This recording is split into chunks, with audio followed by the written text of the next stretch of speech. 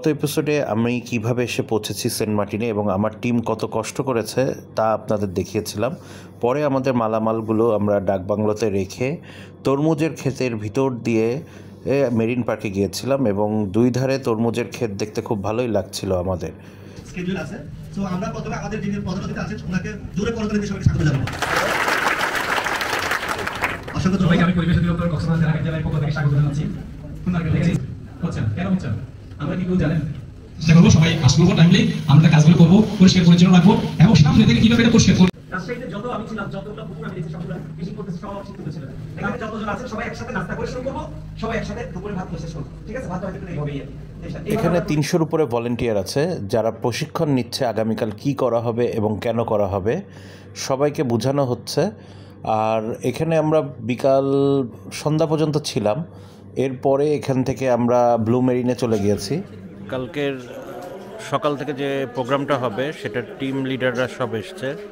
এখানে ইউনিলিভার থেকে ট্রেনাররা আছে, তারা ট্রেনিং করাবে নিশ্চয়। তো আমাদের উচ্চারণ করছি না বলে হয়তো আপনারা মনে করছেন কি বলছি। এটা কালকে সকালে দেখাবো আমি আসলে কি নিয়ে এত ব্যস্ত এবং কি নিয়ে এটা আমরা সাকসেস করার জন্য কত কি করছি।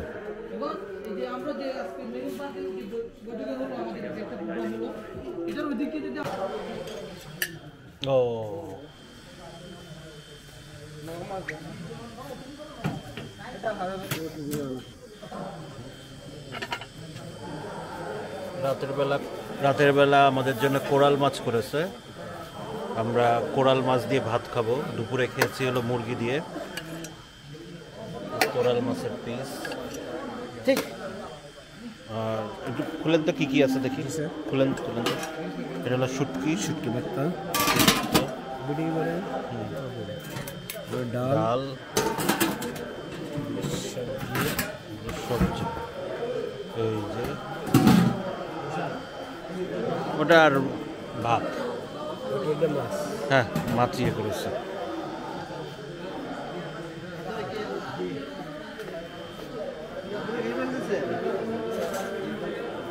সকাল থেকে অনুষ্ঠান শুরু হচ্ছে আজকে আসলে আমরা সকালে সবার জন্য নাস্তার আয়োজন করেছি, যেটা খিচুড়ি আর ডিম, সেটাই সবাই খাচ্ছে। আপনাদের দেখাবো এখন, দেখেন।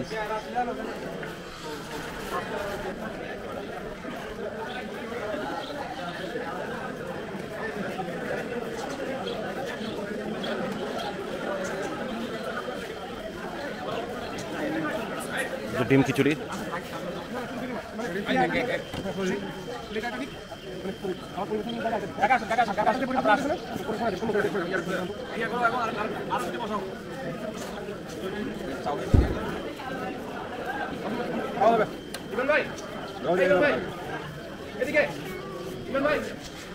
সব রেজিস্ট্রেশন চলছে।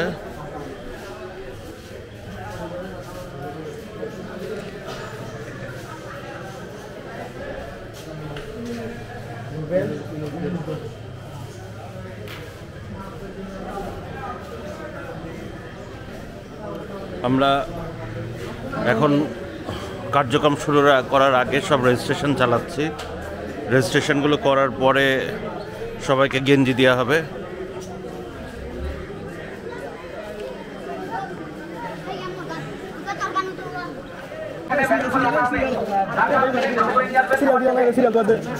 টিম লিডারকে অনুরোধ করছি যার যার টিমের ইনফরমেশন থেকে সংগ্রহ করার জন্য।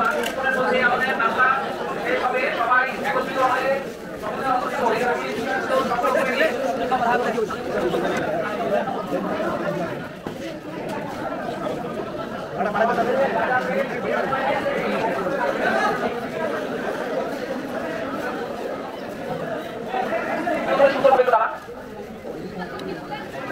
দৃষ্টি আকর্ষণ করছি। আমরা যারা বিশ্বাস করেছে সকলে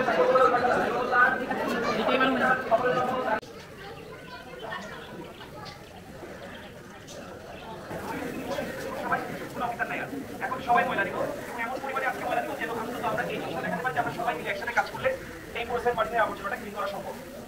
আমি সকলকে এই মুহূর্তে একটা শপথ বাক্য পাঠ করাবো। এটা আমাদের একটা অফিসিয়াল পার্ট। আপনারা সবাই হাতটা উঁচু করে মুখোমুখি দাঁড়াবেন। লাইনে দাঁড়ালে আসলে হবে না, সবাই মুখোমুখি দাঁড়াবেন। সেন্ট মার্টিন আমার, সেন্ট মার্টিনের পরিবেশ ও প্রতিবেশ রক্ষায় দায়িত্ব আমাদের সবার।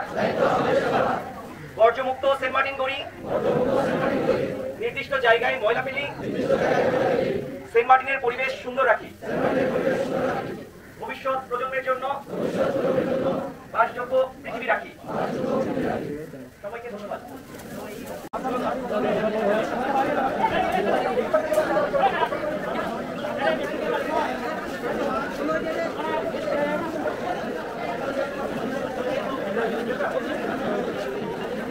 আসলে আমরা এসেছি মূলত বিচ ক্লিন করতে, সেটা বিচ ক্লিনের চেয়ে বড় ইস্যু হলো সেন্ট মার্টিন ক্লিন করতে। এই কারণেই আজকে আসলে আমাদের এত আয়োজন, যেটা পরিবেশ মন্ত্রণালয়ের মাধ্যমে করা হচ্ছে এবং ওনারা এই উদ্যোগে করছে পুরা সেন্ট মার্টিনের প্লাস্টিক মুক্ত। এই পর্যটক যারা এসেছিলেন তারা প্রচুর প্লাস্টিক এখানে রেখে গিয়েছেন, যেগুলো আসলে আমাদের পরিবেশের জন্য অনেক ক্ষতিকর। তো এই মূলত এই প্লাস্টিকগুলোকেই তারা সবগুলো কালেকশন করছে, করে আমাদের 2 দিনের প্রজেক্ট, 2 দিন পরে আমরা এখান থেকে চলে যাব। এই 2 দিন এখানটায় প্লাস্টিক মুক্ত সেন্ট মার্টিন করব পরিবেশ অধিদপ্তরের মাধ্যমে, এবং তারাই এটার আয়োজক।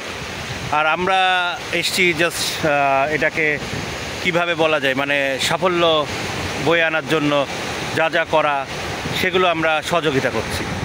তাহলে দেখা হচ্ছে এবং সব ফুটেজ আমি দেখাবো, আপনারা দেখেন। পরে আমরা ব্লু মেরিন থেকে চলে আসলাম মেরিন পার্কে। এখানেও আমাদের প্রচুর ভলেন্টিয়ার ছিল যারা ব্লু মেরিনে যায়নি, কারণ মেরিন পার্ক থেকে ব্লু মেরিনে যেতে লাগে প্রায় 20 থেকে 25 মিনিট। তো ওনারা এখানেই ছিল এবং এখানেই আমরা খাওয়ার আয়োজন করেছিলাম তাদের জন্য। পরে তারা বিচ ক্লিনে বার হয়ে যায় এবং তাদের সাথে থাকে পরিবেশ অধিদপ্তরের উপপরিচালক এবং টেকনাফের ইউনো। আসলে আমাদের সচেতনতা হওয়া উচিত, কারণ টেকনাফের থেকে সেন্ট মার্টিন অনেক দূরে এবং সেন্ট মার্টিনের চারপাশেই হচ্ছে সমুদ্র। এবং মুশকিলটা হলো এখান থেকে যে ময়লা আবর্জনাগুলো আছে এগুলো সমুদ্রের পানিতে মিশে যাওয়া ছাড়া আর বলতে পারেন বিচে অথবা মানে ল্যান্ড যেখানে আছে ওখানটাই মানে ফেলা ছাড়া এই ময়লাগুলো আসলে কোথাও যায় না। কারণ সেন্ট মার্টিন থেকে টেকনাফে নিয়ে যেতে গেলে যে খরচ থাকে এই খরচগুলো আসলে বহন করাটা ওখানকার এলাকার মানুষদের জন্য অনেক কঠিন। তাই আমাদের উচিত সচেতন হওয়া এবং অন্যদেরও সচেতন করা, এবং এখানে আমরা যত ময়লা আবর্জনা কম ফেলতে পারবো তত আমাদের এই সেন্ট মার্টিন দ্বীপটাকে আমরা রক্ষা করতে পারবো। এবং এখানে প্রায় 13,000 মানুষ থাকে এবং তাদের জন্য কোনো ডাম্পিং স্টেশন এখানে নাই, তাই সেদিকটাও আমাদের খেয়াল রাখা উচিত। এইভাবেই ময়লা সংগ্রহণ করছি পুরা সেন্ট মার্টিন থেকে। দেখেন, সবাই দেখতে পাচ্ছেন নিশ্চয়ই। আমরা এগুলো সব আজকে মাপবো, আজকে আমরা কত সংগ্রহ করলাম, আবার কালকে কত সংগ্রহ করব, সব মেপে তারপরে জানাতে পারবো যে আমরা আসলে কত সংগ্রহ করছি প্রতিদিন।